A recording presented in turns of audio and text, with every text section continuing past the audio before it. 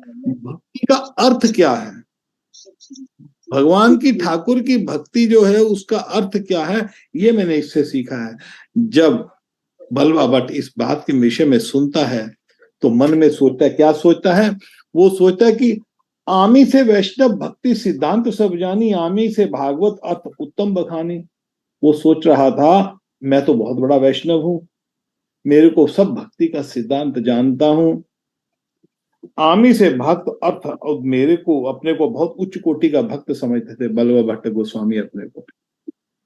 बलवा भट्ट जब अपने को मन में अहंकार, थोड़ा सा अहंकार, अब ये शिक्षा हमको मिल रही है सबको।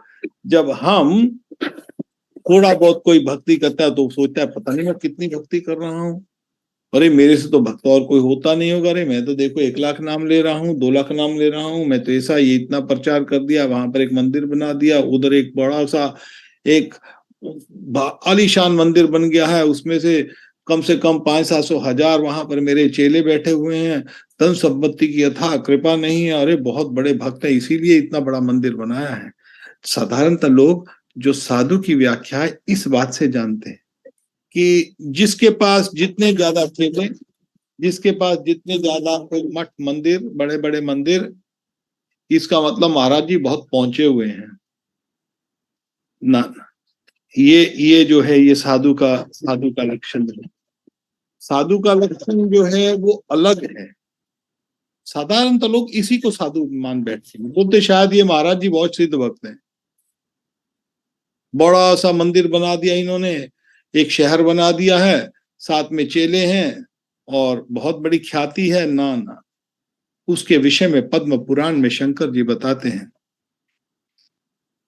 साधु के लक्षण क्या है, शुद्ध भक्त के लक्षण क्या है, शुद्ध गुरु के लक्षण क्या है। जैसे यहाँ पर चैतन्य महाप्रभु कह रहे हैं मेरे को कुछ नहीं पता भक्ति क्या है, मेरे को तो ये भक्तों ने भक्ति सिखाई है। और यहाँ पर पद्म पुराण में कहते विरक्तो वैष्णव विप्रो वेद शास्त्र विशुद्ध कृतः। साधु के लक्षण है वो विरक्त हो, संसार से कोई लेना देना ना हो।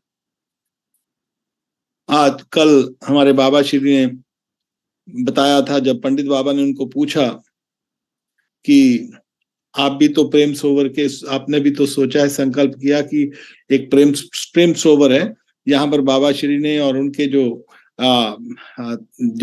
दादा गुरु हैं तीन कोटि प्रभुपाद महाराज, उन्होंने राधा रानी के वहां पर दर्शन किए थे। और हमारे श्रीपाद विनोद बाबा जी ने वहां पर 40 वर्ष बिताए। तो किसी कारणवश इच्छा जागृत हुई, किसी ने कहा तो बाबा ने बोला ठीक है वहां पर मंदिर एक होना चाहिए। अब कल उन्होंने पूछा मंदिर, बोले हाँ मंदिर होगा तो होगा, आपने संकल्प मंदिर होना चाहिए। तो बाबा बोले ठीक है बन जाएगा, जब बनना होगा बन जाएगा।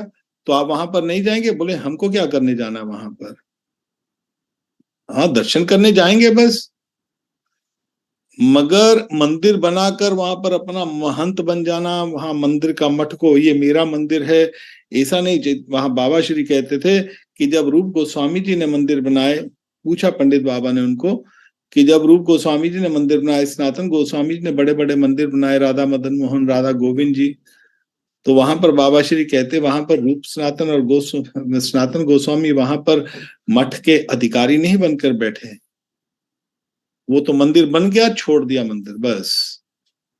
विरक्त, साधु का लक्षण है विरक्त होना, किसी से कोई लेना देना नहीं, उससे प्रॉपर्टी जायदाद इनसे कुछ लेना देना नहीं। साधु विरक्त वैष्णव होना चाहिए, उच्च कोटि का ब्राह्मण, वेद शास्त्र विशुद्ध कृता, वेद शास्त्रों का पूरा ज्ञात होना चाहिए, दृष्टांत कुशल धीरा, धीर होना चाहिए, सोबर होना चाहिए, और दृष्टांत कुशल होना चाहिए कि जो तत्व है, जो शास्त्र का तत्व उसको समझाने में वो कुशल होना चाहिए।